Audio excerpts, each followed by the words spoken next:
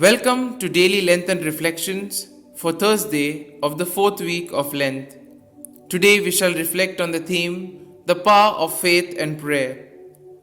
Faith teaches us all the language of truth. It is faith which enables human beings to respond to what is revealed to them through the scriptures. It is in faith that human beings are called to be in communion with the divine through prayers.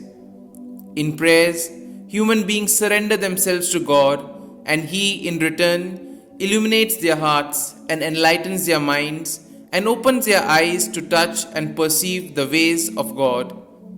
In the first reading, we come across the people of Israel who did not have faith in God, who brought them out of the land of Egypt.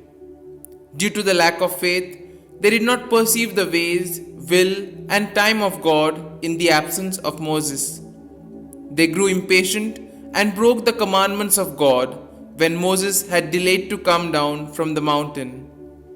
Angered by their misdeed, God wanted to punish them. However, heeding the imploration of Moses, God changed his mind. The Gospel speaks of the refusal of the Jews to see God's work in their life. Due to their lack of faith, they did not recognize Jesus. Today, both the readings invite us to have faith in the Word of God. We all know that sin is present within us, in our families, communities, societies, etc. Many people do not like to talk about sin because they would consider the word and concept as being too judgmental. Our word sin is translated from the Greek amartia, meaning to miss the mark or to veer off course. The word amartia is used to describe an arrow missing the mark on a target. When we sin, we miss the mark of doing what is right, just, proper, and morally decent. We veer off course and become disconnected in a loving relationship with God and others.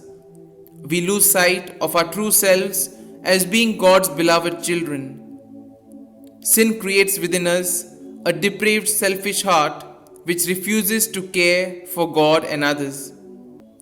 These remaining days of Lent provide us with an opportunity to redirect our lives, aiming to live wisely and rightly as God's beloved sons and daughters.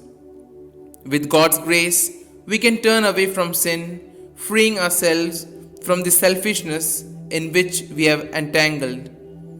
In seeking forgiveness and reconciliation from God and with each other, we can get back on course in reconnecting and healing our broken relationships.